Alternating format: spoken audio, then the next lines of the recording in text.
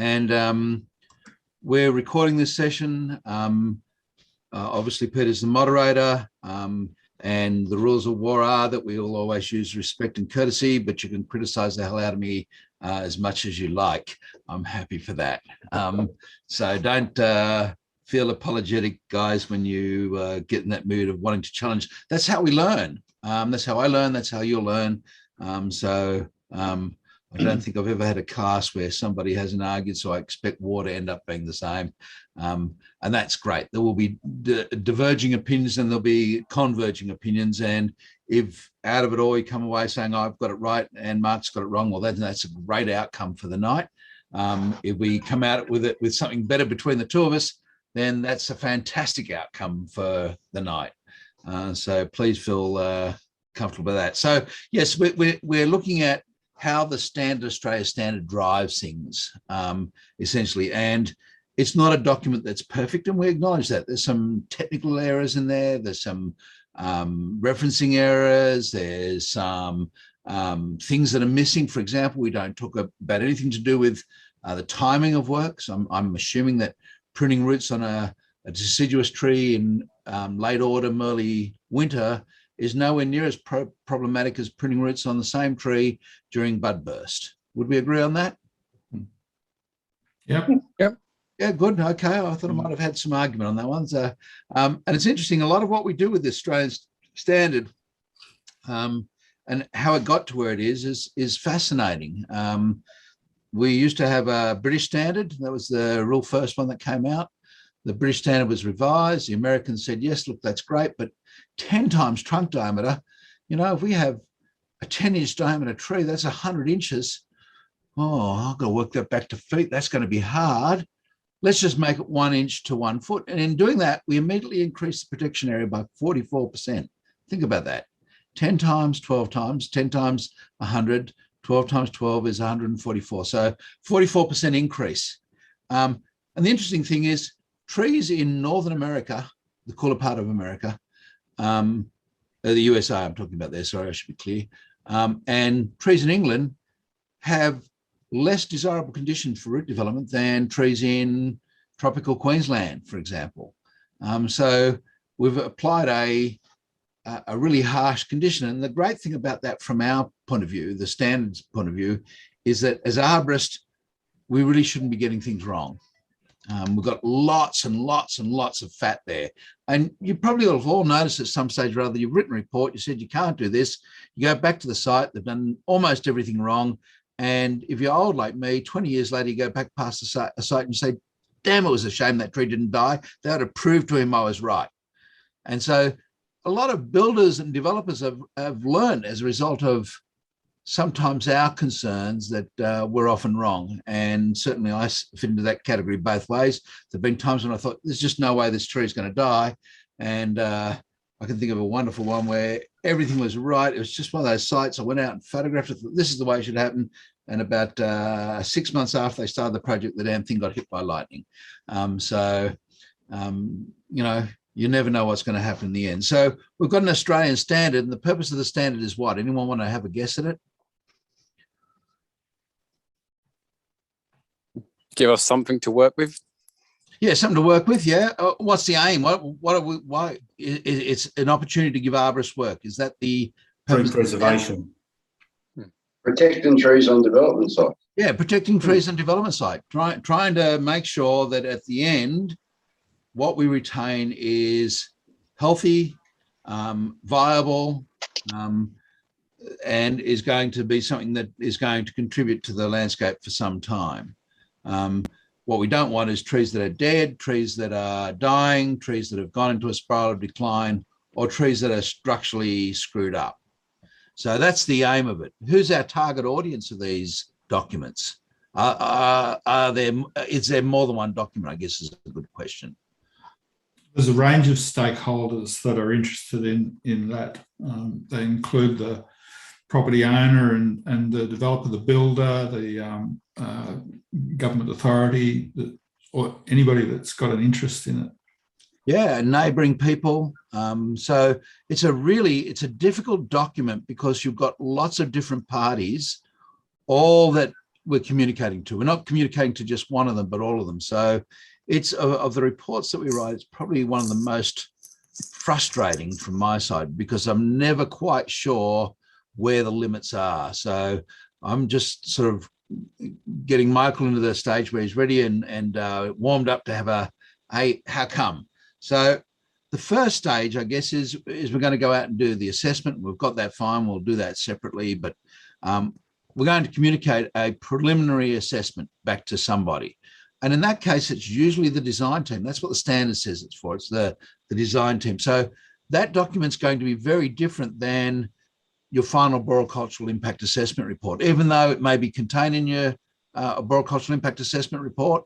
It'll include things like the tree ID. Now, here's an interesting thing. Who here uses the words health, vigor, and vitality the same? I use health and vigor, but then if a tree, and I say a tree can be healthy, although not vigorous. Yeah, I would agree. I'd say a Ficus macrophylla is a vigorous tree. Camphor is a vigorous tree. London Plains a vigorous tree. That is, its genetics make it well adapted. A tree is healthy is it growing currently well, and vitality is its potential. So you could have a tree, for example, that's just lost all of its leaves through hail or possum grazing, might have been the first hit from possums, and it could have good vitality, but be in poor health. Elm leaf beetle does that for some of you in the southern ends of the world. So they're not the same word. It's interesting, the Australian standard has decided to adopt them all as the same. And that's one of the suggestions I know Arbos has for a change to the standard, is to make sure that those three words are defined separately so that we can better communicate. Look, this is a vigorous tree with good vitality, but it's in poor health. With some care, it could go back to being a tree that's got good health. Or this is a tree that's got good vigor, and therefore will be tolerant of construction more so than a tree with poor vigor. So would that be consistent with Shigo's definitions? Yeah. So we've essentially said, let's adopt Shigo's definitions for that very reason. There's some similarities between them, but they're not quite the same. So a preliminary tree assessment is about gathering that information and communicating it to the design team. And they'll want to know things like trunk diameter. Can they calculate out tree protection zones? What do you reckon? Yes. It's a basic formula. It's 12 times DVH. Anyone who's got a measuring tape can calculate that. And if you're dealing with the average design team, do you think the average design team can draw it on a plan in CAD in a quarter of the time that I've ever got a chance to do it? Yes, they should be able to. I'm hopeless at CAD and I can do it. So if they're trained in CAD, they should be able to do it better than me. I bow to your superiority. I give up on it. It's just horrid. So yes, exactly. They can just do it so quickly. So again, we need to give them the critical information. There are times when there is information there that we collect that I wonder whether we need to collect it. And that'll be an interesting discussion for the committee, for the Standards Australia committee. But do I really need to know the height of the tree in most cases? What do you think? Not usually, but it's fun to collect that. It's fun. Okay. Shane, when would height be critical from your side? When you're trying to put it in a basement. Height, I think height's probably not something you could necessarily, you could get away with not collecting. Canopy width, though, is something that you would not be able to leave off your data collection. Yeah, look, a canopy width, and again, canopy width is one of those things that my view is, James, you want to say something, so unblock your mic. I was just going to say, in the ACT, tree height determines whether a tree is protected or not, which can be pretty important information for a designer to know if that tree is going to have to stay or if it could just be felled. So the critical issue there is not whether the height of the tree, but whether the height allows it to be classified as a protected tree. Yeah, and ACT, once a tree hits a certain height, it's not protected. And in my experience, if it's not protected, it disappears pretty quickly. Yeah, and that sounds reasonable. If it's not protected, one of the things that I would tell a developer, if it wasn't a particularly great tree, would be get rid of it before you put your DA in and simplify the equation. It's like a game of chess, you know, when you can simplify it and just keep down to the main players. But my view is, again, sometimes those trees that aren't protected are really valuable trees to look at protecting and communicating that back. I think we've got to be aware that, you know, we need to do more than just aim at trying to get a development approved. Our job is to try and end up with the best outcome we possibly can as far as trees go, without being necessarily obstructive or unnecessarily obstructive. So instead of worrying about measuring trees, then perhaps it might be more useful to put trees into height categories.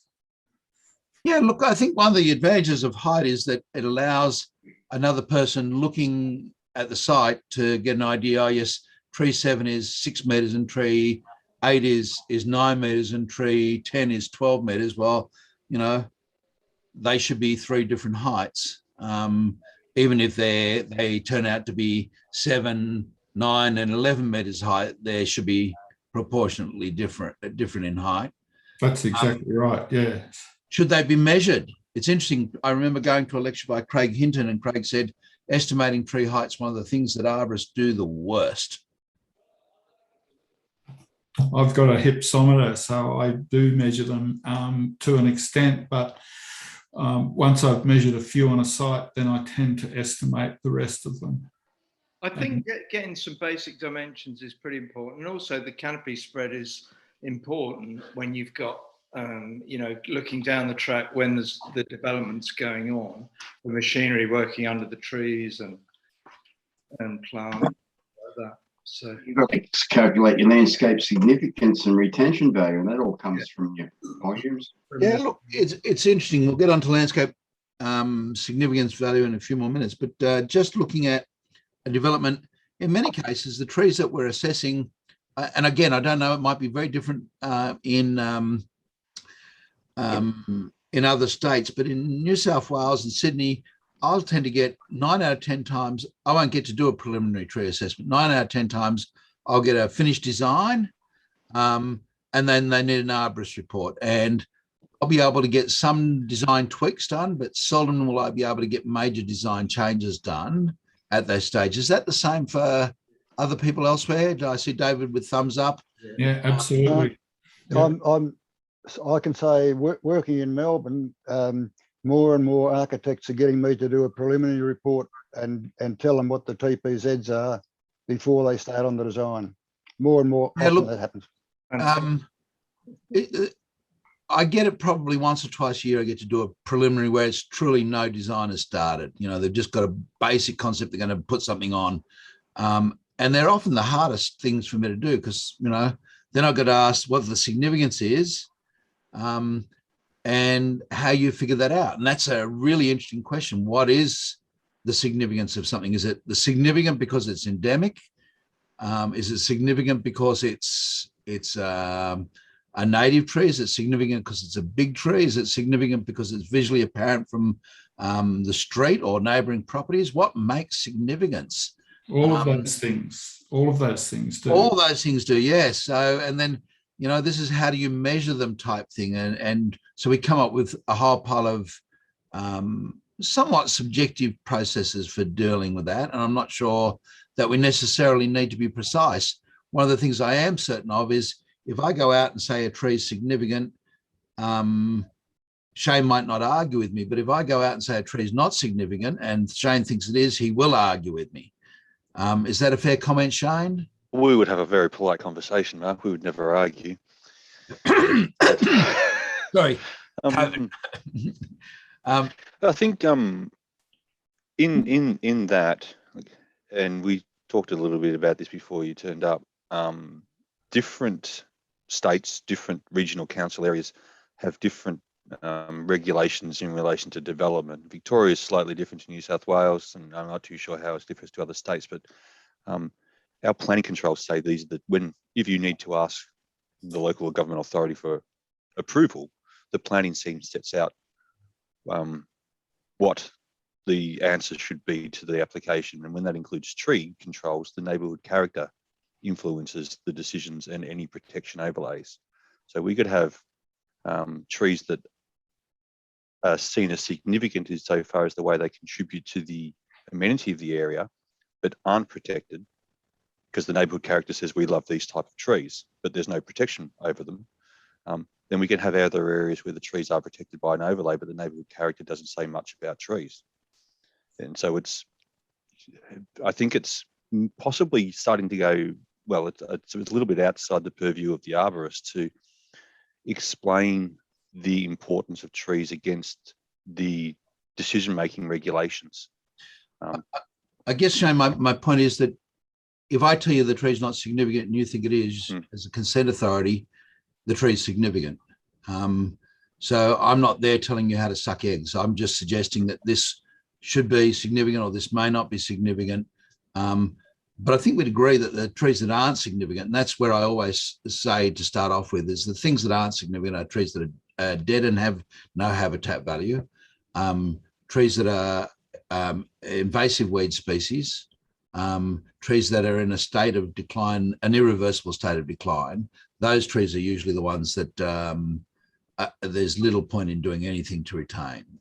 So usually every now and again we'll get a habitat tree that gets retained that's dead, but in most cases they're the goners. And then endemic trees, larger trees, trees that have high street appeal tend to get given the highest priority for whatever thing. So there's no blanket rule, and there's a number of different systems that have been looked at. There's TRIZ, SHRIV, SUL. It's not etched in black and white. It's simply trying to come up with some way of consistently doing it. And my view of it is, whatever system you want, just make sure you've communicated how you've got there so that the reader knows how you've determined significance.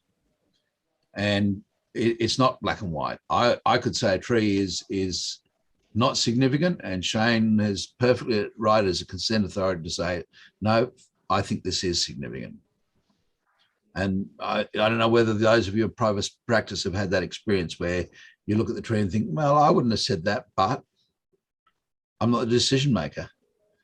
And so that's one of those things that we collect or we estimate that, you know, I'm less concerned about. I don't have that much worry. If I've got it wrong by one, somebody's going to say, hey, that's a significant tree. And if the consent authority says that's significant, we want you to redesign around it, the design team will redesign around it, regardless of what I say.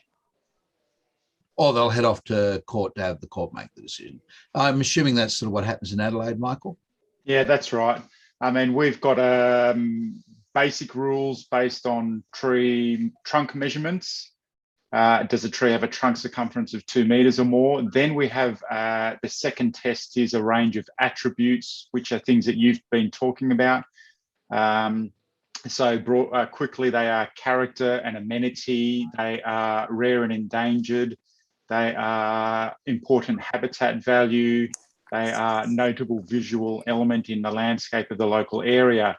And the problem is that we find, Mark, here in South Australia is it kind of detracts from, well, what are we trying to do here? A tree is a tree. And we get caught up in arguing whether a tree has attribute A, B, C, or D. And sometimes it's subjective, like you're suggesting, Mark, and I agree with you, what I say and what someone else says.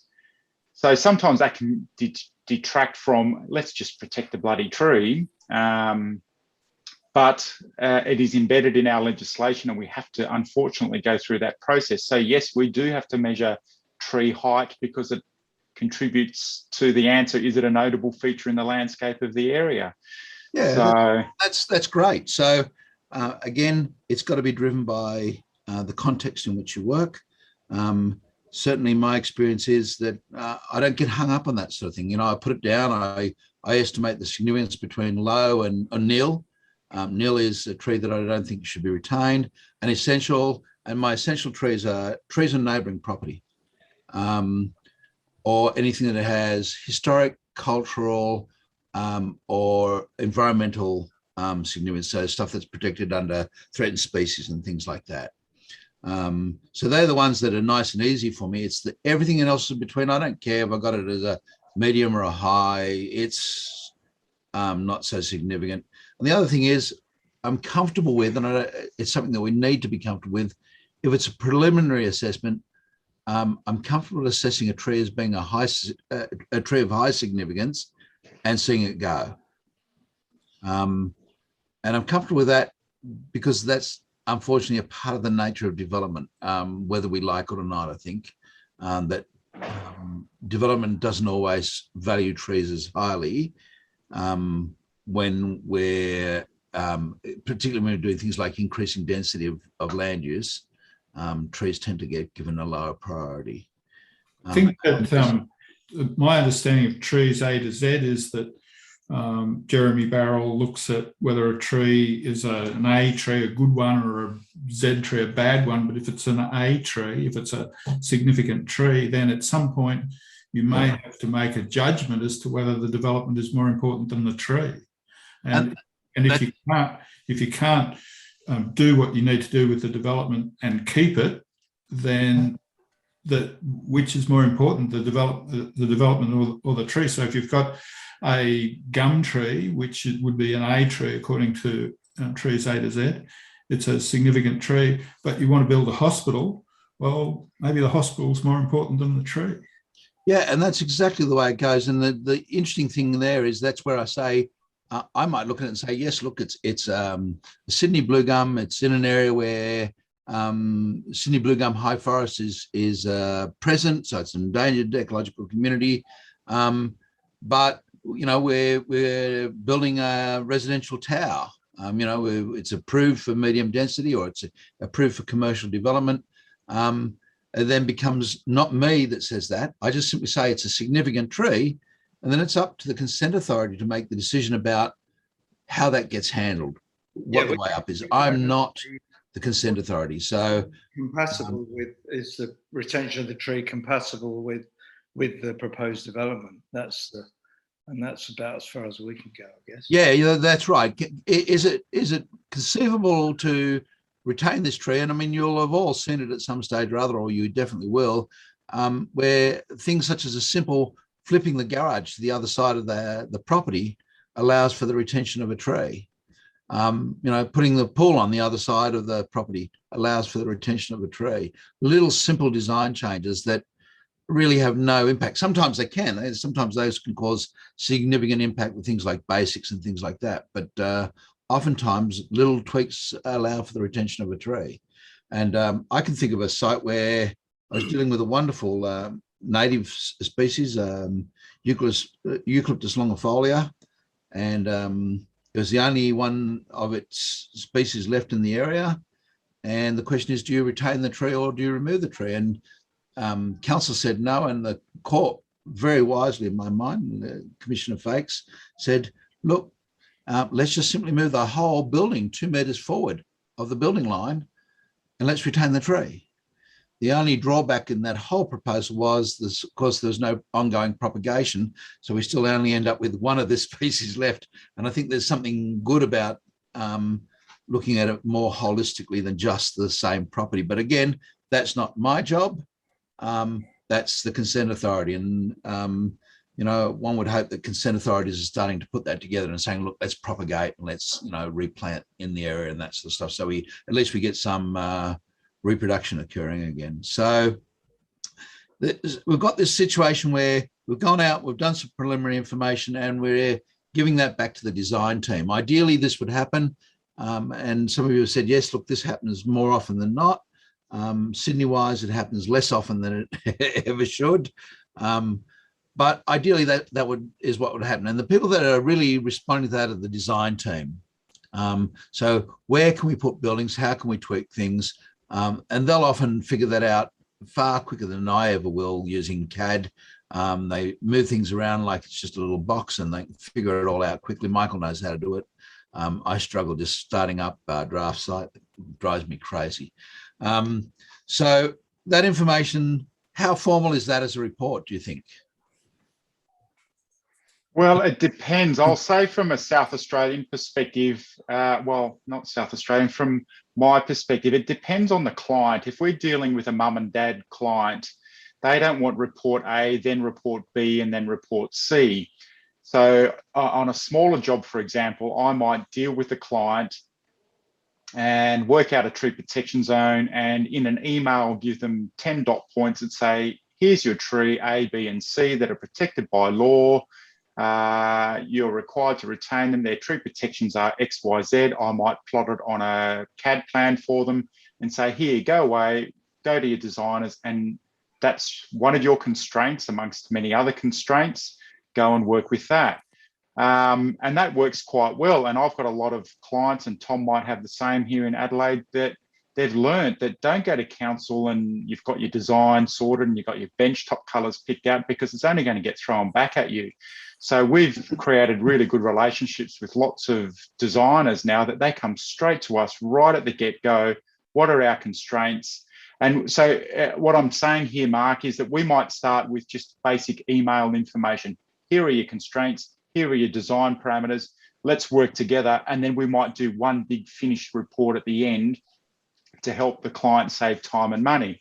Conversely, we might have very large scale developments where we might break it up into 1 preliminary, 2 ARB impact assessment report, 3 tree protection plan report. Okay. And that's interesting, and we'll get to that. Won't get to it today, but we'll get to that one of our future ones, as to whether those last 2 documents always go hand in hand or not. And again, it does very much depend on the environment. We have some councils that will approve a development and then ask for the tree protection plan to be done. And I always get confused about that, because I'm sitting there thinking, I want to tweak, and I can't, because you've approved it. So, you know, all I'm doing is simply saying, for the design that you've got, this is all you can do, which is less desirable in my mind. But so yes, exactly. It doesn't need to be a complex formal document, I guess, is the point of it. It can be anything from so we give a tree schedule, and that's how we, and I assume a lot of you will put your data together in some form of a table or an Excel spreadsheet or whatever you use. I know Peter uses some wonderful piece of Mac operating system type stuff. But I use it's compatible with it is compatible with your PC as well, Mark. A table, good. So yeah, a table that's got species. I don't put common names in very often. Sometimes I do. 9 times out of 10, it's just a species. I know what the common name is for tree 1, Eucalyptus pilaris. Does everyone know what its common name is? Yeah. Tree 1. Why? I have done enough court cases. I have dealt with enough builders and developers that blackbutt might get there, but tree 1 always does. So I'm less concerned. The only reason I want formal name is from identification point of view, to make sure that it is or isn't something of critical species. So again, common name is one that I would happily leave out, and I'd call every tree dog shit tree as a common name if I could, just to be annoying. So you can call it whatever you like as a common name, and that would get rid of the snappy gums, the brittle gums, and the I'm going to kill you gums, which seem to have got into our vocabulary. So yes, we've got the name, some dimensions. We've got some indication of tree protection sizes, or some information about that, depending on, as Michael says, your target audience. If you're dealing with an architect or a draftsperson, they're more than capable of plotting 12 times trunk diameter. They're more than capable of plotting. We have a minimum tree protection zone. We say, don't go any smaller than this. This is really pushing it tight and will require a lot of arboricultural impact. At 12 times, you'll have no arboricultural input that's required. So weigh those 2 up. You could be spending, $20 or $30 or $50,000 on an arborist, or you could be spending, $10 or $15,000 coming up with a better design. Figure out which way you want to spend your money. I'm happy to have you waste it. So that's the basic tree protection material. I'll also give them some basics on what they might need to do to protect the trees, so that they understand how that's going to impact on it. And just in terms of basic things, you're going to need some form of ground protection, some form of protection of the root area that you're talking about, fencing, those sort of things will get fed back to them at that stage. So that's the preliminary tree assessment. And you've probably seen by now that there's going to be a fair divergence in that information. That is, we're going to rate trees differently using different methods. We're going to identify them. Hopefully, we're going to identify them with the same genus and species. Can we agree on that? Trunk diameters. Hopefully, we're right on anything that's close to a building. Would you agree on that? I mean, diameter tape, pair of calipers, 23 centimeters is the width of my span. I mean, I can get pretty close with two of those. I know we've got 45 centimeters, are close enough there. You know, we shouldn't have huge errors in DBH. And in fact, that's what Craig Hinton in his assessment told us, that arborists, the best thing that we're good at is estimating DBH. Michael, you wanted to say something. Yeah, look, I agree with you. There's things that we shouldn't get wrong, and those sorts of basic things are pretty stock standard. I've just got a question that I want to put out to everyone who's on tonight. My personal view is tree protection zone is defined in the Australian standard as 12 times DBH. But I know of arborists, and I'm not naming names, but who use modified calculations according to an old Matheny and Clark method, 6 times, 9 times, 12 times, 15 times DBH. Now, my personal view is we have standard calculation, 12 times DBH, then we can consider the impact and the levels of encroachment by considering section 3.3.4 TPZ encroachment considerations.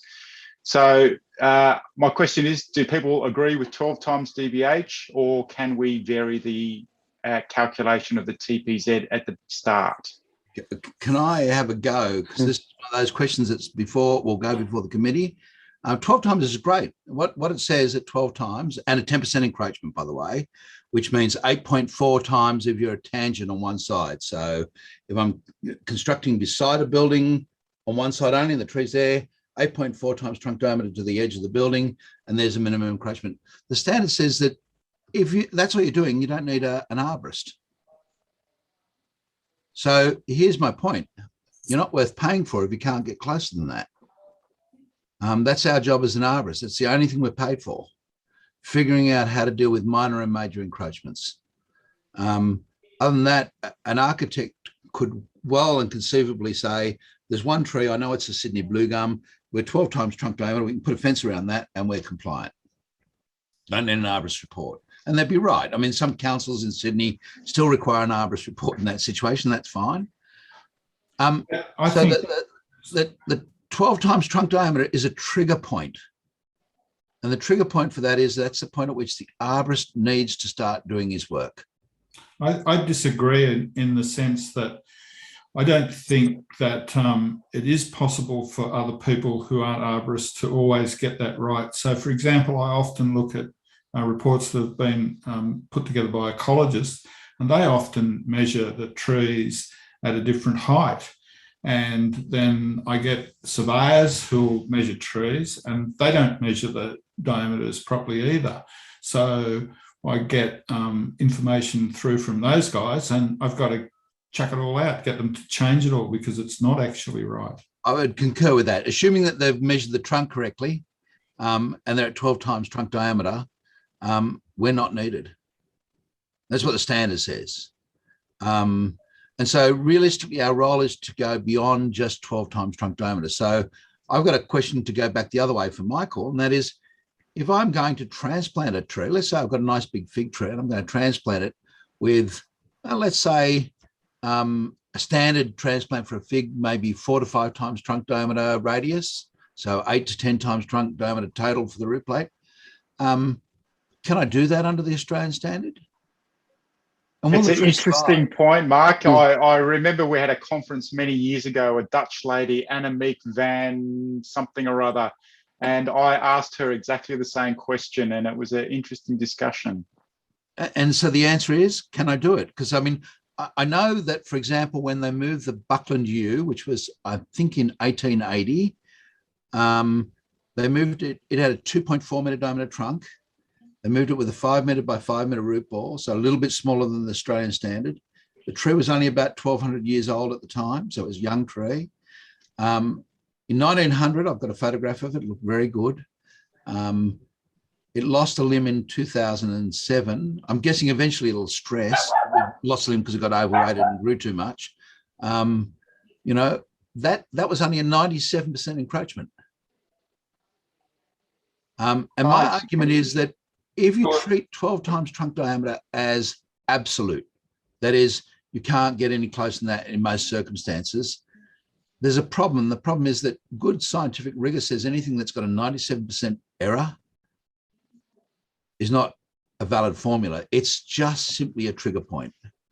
And so I come closer than that all the time. But the standard says that you can yes, absolutely, major encroachment, provided you can demonstrate the tree will remain viable. That's all you've got to do.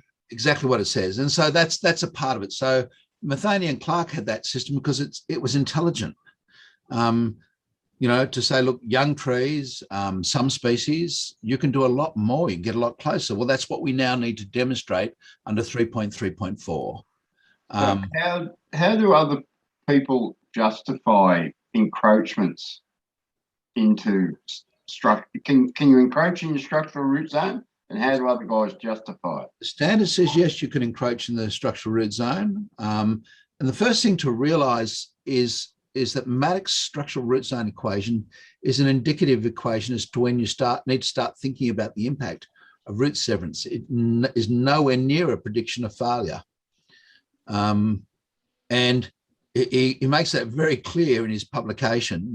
So he makes clear, for example, that heart-rooted and tap-rooted trees, the impact of cutting is less significant. And Smiley did a wonderful piece of research where he showed cutting at 3 times trunk diameter only caused minor changes in the stability of the tree, barely perceivable. And that's the same as Hamilton had come up with in the 1980s.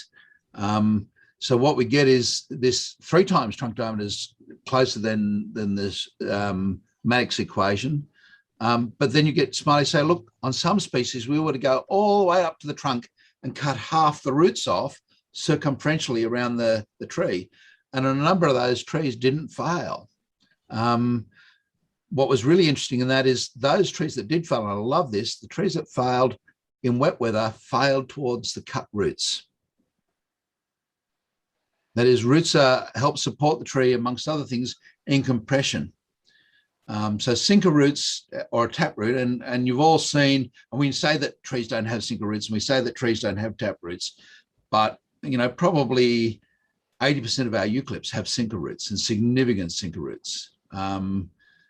So they're there, and they affect stability. One of the things that you may want to do is avoid cutting large roots, and that's that process of going around and doing some root exploration. And got a little note, Michael, do you mind if I share some of the stuff that you... Yeah, go for it. Yeah, so Michael said, let's start using standard terminology. And one of the things that I've observed recently, just because I've become anal about it, is this use of the term root mapping. Root mapping is the end result of a spatial assessment of roots. Root exploration is what the standard calls for, not root mapping. It says you may produce a map. The purpose of exploration is to find out what's there. And so finding out what's there doesn't mean you need to do a map. You might find two roots of 10 inches in diameter or 200 mils in diameter. That might be or 250 mils in diameter. That might be what you communicate. And you may say, look, between those two roots, there's no root greater than 1 centimeter, and that's where we're going to put our footing. So yes, you can do things within the structural root zone, absolutely, including cut roots. I've got one as a challenge. Again, it'll go back to, it was Steve, wasn't it? Steve, I've got a beachfront property in Sydney, and a seawall's going in. I've got a lovely Araucaria. It's about 60 years old. And we either have to remove it, or we're going to have to come to 2 meters away from the base of the tree. Should we remove the tree, or should we retain it and get close to it? What do you think? Let's do some root investigations first. Yeah, no, there's an old wall there, lots of old boulders, going to be impossible to do. It's an Araucaria, of course you should retain it. 2 metres, that's a long way from an Araucaria. I've got pictures of 1 metre away from Araucarias at Manly Corso in 1985, and unfortunately those trees still aren't dead. I took photographs because I knew they were going to die, because that's what we're told back then. That'll kill the tree for certain. Araucarias produce lots of sinker roots, very tolerant of root damage. Would I prefer to have 3 metres or 4 metres? You bet. But if I had a choice between keeping the tree and not keeping the tree, Kath will tell you that tree's staying. Is that right? Absolutely. Mm-hmm. Yeah, I told them I've got a gun pointing at it. Don't kill my tree. So yeah, here's that interesting dilemma where should we as arborists be pushing in closer and retaining more trees, or should we be saying, look, the house is being built, you're 4 times trunk diameter away from that Araucaria, just cut it down? What do you think? I find the situation mainly with neighbours' trees, you know, in the neighbouring properties. They're not necessarily good trees, but you've got to be able to justify, you know, your inclusion into the root zone structure. Neighbouring trees are really, you know, I said to you, that's one that I put in that essential group.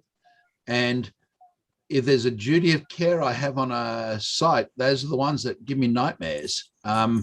I've got to be absolutely certain that the end result of what I do is not going to cause the tree to enter into a irrecoverable spiral of decline or become structurally unstable.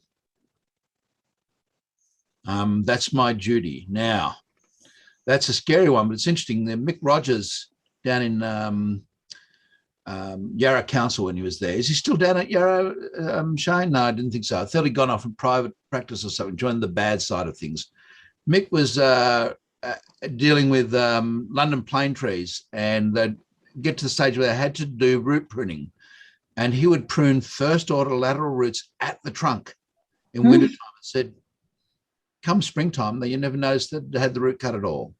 Now, I'm not suggesting you'd want to do that all the time, but there are times when I'd rather do that and retain the tree than to say, oh, look, it's got a root that's, you know, lifting up the front porch. Let's just knock the whole tree down. You know, if I can, I'd rather see a tree retained. So I guess it's a balancing act, and there'll be arborists out there, and I think we all know of arborists that are like that would say, it's just a tree, cut it down. You know, 12 times trunk diameter, cut it down. Well, sorry, we're at 8 times trunk diameter, cut it down. I think what sometimes gets forgotten about is that if you do prune a root on a tree and prune it, and even prune it fairly close to the tree, that doesn't necessarily mean that that's it for that root. They regrow, and the subsequent growth from a pruned root is enormously fast. Yeah, oh, look, I agree. You know, essentially, you know, we're screwing them up when we transplant them, and that's one of those things that does happen. So, and Peter, maybe next block round, you might like to share some of your work on the role of excavators versus clean cut. And Peter's done some really good trials that show that excavator snapped root, not torn, but snapped, actually can put on more root mass than a cleanly cut root, which is, again, has some common sense in that you're increasing surface area of the break, and therefore you slightly increase the root production. Is that a fair summary?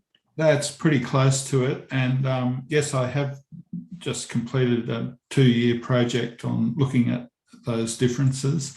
And, you know, it definitely shows that you get a better regrowth or growth response from the snap roots than the cut roots. And it seems to me, although, you know, I think more research would need to be done to prove that it's because the roots don't normally produce new side roots just out of the normal root. But what I could see is that where the roots were broken and cracked, that's where we were getting new root growth emerging from. Whereas a cut root, it really only had the very end of the root that it was easily producing. So it was definitely the case that we got a much better response from the snap root than the cut. So you guys will be happy about that. Look, again, what you don't want to do is tear the roots. And so there's a difference, and that is you don't want to be lifting roots up and ripping them out of the ground or having them split all the way up long ways. That's not a desirable end result. But, you know, it's an interesting proposal, and we're at the stage where we're still learning. You know, we're still trial and error. And I remember the very first tree protection lecture I went to was in 1987, and given by a guy called Don Blair. And Don made very clear on that trip that the one most valuable thing and the most valuable tool I'd ever get as an arborist was what? Reciprocating saw. Camera. And to this day, I have 100 and something thousand images. And so when people say to me, oh, you can't do that, I just love it, because, you know, I've got examples of where things have happened, where things have not been right, where, you know, all sorts of things happen in development. And I've got development sites, as I said, going back to 1987 that I've got photographic records of. And that's really a valuable tool. You want to know what's going to happen? When you're driving down the road, you're driving past, for us, it's Sydney Water, our water supplier. They're really good and gentle with roots. I'm sure it's the same in Melbourne and Adelaide. A pipe bursts and they just rip up the root system, tear things open, and you get horrors. Like I've been past a Angophora floribunda, almost a metre diameter trunk and a metre away from the tree. There they are digging away. And 15 years later, I can't see what's wrong with the tree. And I'm sitting there thinking, damn it, you know, that wasn't meant to be like that. And the more times I go, damn it, the more I realize that trees really, and I'm going to anthropomorphize, I'm not meaning to say that they do, but trees really want to live.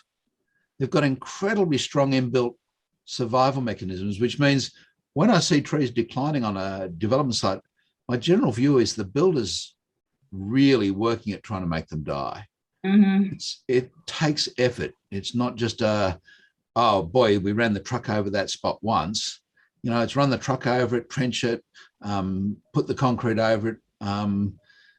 And then there's that horrible chemical that I use to stimulate roots with. And I got consent recently, and I was talking to a client about it. I said, got consent to use it, killed 59 people last year, but I've got permission to use it on your site. Water. What was that, Peter? Water. Water, yeah. Yeah, people drown every year. People get steam burns and die, but I can use water and it stimulates roots. And it's just amazing that that's one of the equations is, what are we doing in terms of irrigation? What are we proposing to do? So if you cut roots, that's harming a tree. How do you compensate? And water is one of the main things of compensation. And again, the standard is silent on it. It's one of those things that it really needs to think about is, yes, okay, do we need it looking some form of irrigation, and how do we implement that in the process? And I know that all of you have been through those situations recently where there's been a big drought in your area. Development site work in a drought has much greater impact on a tree than development site during good times. And I know that a number of you have been to Auburn Council's car park with me and seen what happens when you cut 2 times trunk diameter away from a big heritage Moreton Bay fig down 1.5 stories and catch some stormwater and simply reuse the stormwater as a part of the irrigation of the tree. And the tree went from a canopy that was already at 30 or 40% before we started the project, recoverable decline, and the tree today has 100% canopy and looks spectacular. So water is one of those things that will hopefully, or the role of irrigation will be one of those things that we look away at more in those 3.3.4. I think 3.3.4 needs really beefing up. There are lots of other things that we need to consider. As I said, phenology is another one. So the timing of the year that you do things needs to be included in there. There's a list of things that I think we've already got. So that's the preliminary stage. That's the communication. Can you have major encroachments? Yes. Can you encroach in the tree protection zone? Yes. Can you encroach in the structural root zone? Yes. Like Peter and like Michael have said, your job is to demonstrate, if you're going to say that the tree is going to remain viable. And demonstrating that is an interesting process. What we do know that 12 times trunk diameter, and there's some work out of it by a New Zealand arborist, work done in Florida, but New Zealand arborist, that shows that there is a perceivable impact at 12 times trunk diameter on growth if you make no supplementary action. But that's unlikely to be of any real significance longer term, so that you see a reduction in biomass production. So that's the 12 times trunk diameter, and people ask me, what am I happy with? The answer is, yeah, I'm really happy with 12 times trunk diameter as a threshold. If you've got 12 times trunk diameter, it's pretty damn hard for a construction company, they fence that off, to have any real impact on the tree. Could we all agree with that? Mm. Yeah, So, provided that they actually do fence it off. And keep it fenced off, yes. I mean, and toolbox the other trades, that's the biggest problem. Toolboxing the other trades on site. It's everybody on site. Yeah, part of huge issue. There's a little bit in the Standards Australia standard that says the tree protection plan or the tree protection area should be shown on all the relevant plans. In Sydney, I've never seen it. It may happen in Melbourne, it may happen in Victoria, it may happen in South Australia, but our plans are approved, and the arborist's report is there. The arborist will have a tree protection plan attached to it, but that plan or that drawing isn't overlaid on the electrical drawing. So the electrician's asked to do a quote, and he gets given a set of drawings. There's the power connection point, and he draws a straight line, and he goes to install it, and he comes out with his trencher, and the builder says, whoa, can't do that. He says, well, that's what I priced you on. It's going to cost you another $7,000 for us to, horizontally bore and so on. And then at that stage, Steve, the builder says, well, stuff it, dig through. Every day. So one of the things that the other side of the equation is we need to help our consent authorities really get to the stage where they start to ask for, hey, those plans are good, but reissue us with new plans with the tree protection plan indicated on the appropriate drawings, so that all parties see it. And that's what the standard suggests that we should do. Sorry, can I ask a question, please? Sorry? Yeah, this is Colin from Tasmania. I just got a question. Yeah, go. Do arborists ever get involved with setting up fencing for tree protection zone, or is that usually left to the building company to organize? It's usually a builder's labourer that puts it up. And we all know how many fence panels are required. It's usually 3. So you can construct a triangle. Even though the plan will show more than that, 3 is pretty good. I have been to a site where there was 2, and I thought that was phenomenal. And I shared it with a class, and the students said to me, I know how they do that. They put the fence panel on the excavator, and they put the bucket on it, and they bend it. And they had 2 rounded fence panels that went around the trunk of the tree.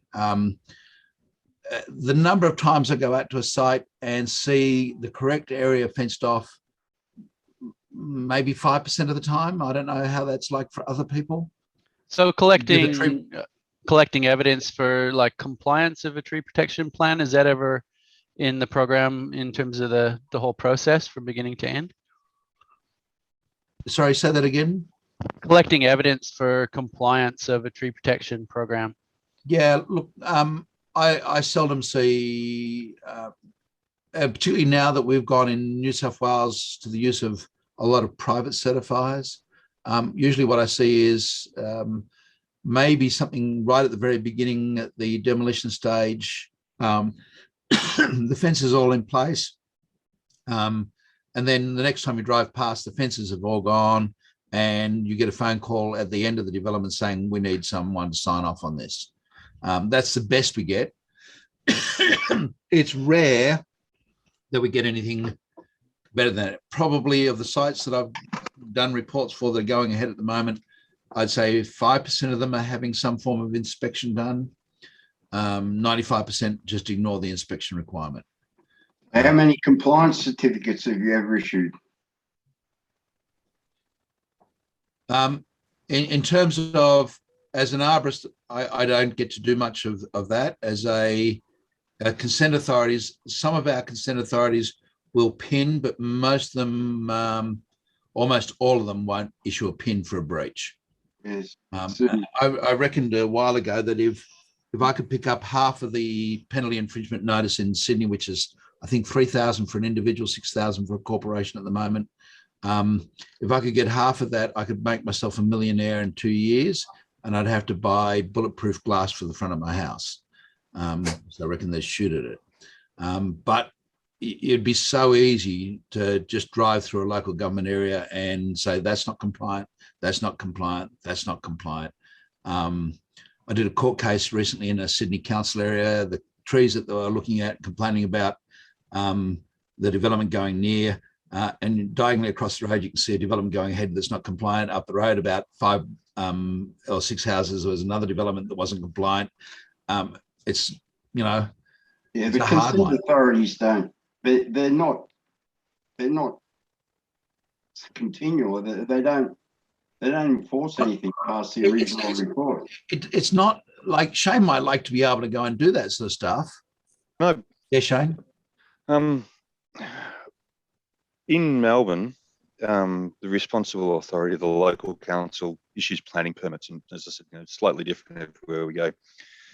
It's increasing that there's a self-reporting mechanism in those planning permits that in a tree protection management plan must be approved by the council before the development starts, and that on request, the signed off stage certification of the arborist, and the developer is meant to employ an arborist during the construction process, and that at any time the council can come along and ask for the certified staged site inspections of the arborist.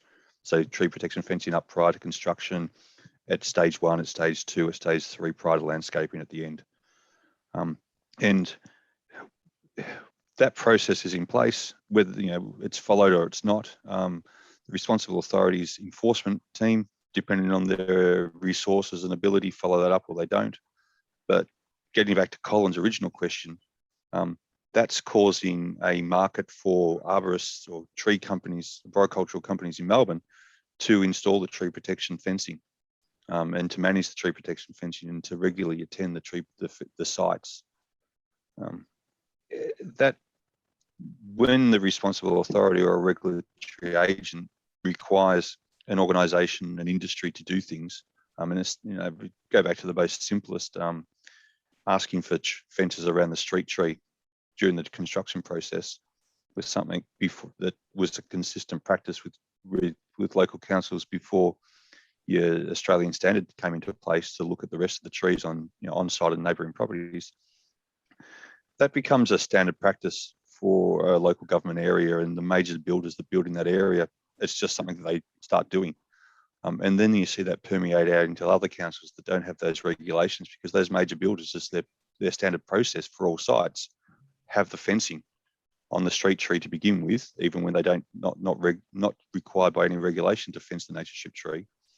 Then when they're becoming more and more involved with inner urban developments, where tree protection on site and an arborist informing their reports or their construction and their design stages, becomes a constant practice, it starts to permeate. And now we're getting to the stage where we've got significant size construction companies, those major builders, they're going and getting site inspection reports and impact assessment reports from arborists where there's no legal requirement for them to do it, because it becomes a standard constant practice.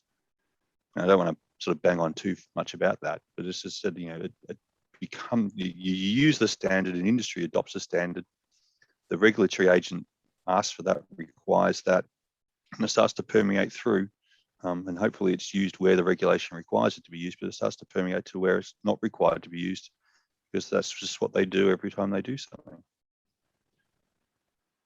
Yeah, I think there's the other side to that certainly we see in Sydney, and that is you get a guy that does things right. You'll get some guys that are really great to deal with, and I've got 2 or 3 builders that fit into that category. But a lot of builders are almost rewarded for not doing it. That is, the fences aren't up, they're not renting it, and they learn to take the punt on it. And they say, oh yeah, that's in Shane's council. He's really a pain in the ass, that guy, you know. And so they're almost rewarded for not complying. And that's what we're seeing in Sydney. It's hard. One of the things that I have seen, and I'll give credit to Baulkham Hills Council because it's not, or the Hills Council as it is now, on a number of sites, I've been asked to demonstrate that, or the client's been asked to demonstrate that they've engaged an arborist for the term of the works, a project arborist for the term of the works, and have a formal contract for the inspections. And that's the only time I've had it work well, when I know that I'm going to get paid and my job is to report, and my job is to report non-conformances. They've got to authorize me to provide non-conformances.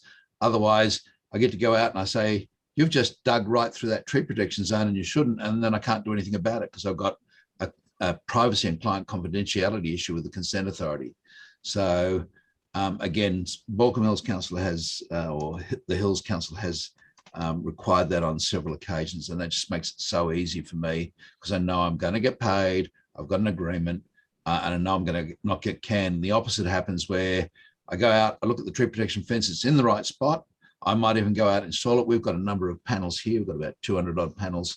We'll go out probably on 1% of all times and put the fences up. And I know next time I go past, they'll all be down or be shifted. And that's one of the changes that I personally have asked for in the Australian standard, is the use of temporary footings with fences with concrete blocks is not an ideal solution. I'd rather see a temporary fence with posts in ground rather than see panelled fencing that a beefy boy like Shane or myself can push over with one shoulder. Better still, a whole lot of ground protection, because they're much less likely to move a whole lot of planks and 6 inches of mulch. If you're looking at those inner urban development sites, a fence is easy to move. A whole lot of planks and mulch isn't. Yeah. So it's site specific. A lot of options there, guys. It is coming up to 7:47. I know we started a little late, but we've certainly gone for an hour. Was that useful for anyone? Yep. Really good. Let's continue on with it next time around. Now, Michael Palamountain sent some stuff to us, and I would like to circulate some of that for the next one, just for discussion. He's put a template for Arborist report, for a broadcast impact assessment report. I'll share one with you as well. And again, we'll have some of the discussions about what's involved in that document in our next time round. So, and we'll look at also something that another one of the attendees has asked for, and that's how do you deal with this process of referencing stuff? I'm not going to look at the referencing process. What I'm going to look at is patterns of keeping references so that you can use them. So I use a whole pile of similar references regularly for horticultural impact assessment reports. I've got Smiley, I've got Hamilton, I've got Harris, I've got Matic, I've got, you know, so keep them all in a process, whether you use your words process to do it, whether you use a file to file them in. But we'll talk about how to do that, and we'll start looking at some of those standard ones that we use as a group, and they'll help inform what we do. So I'll see you in a month's time, guys. And by then, those of you in Sydney will almost be out of lockdown. Thank you very much. I really enjoyed it. Thank you. Nice one. Thank you. Thank you. Thank you, Mark. Thank you. Guys. Awesome.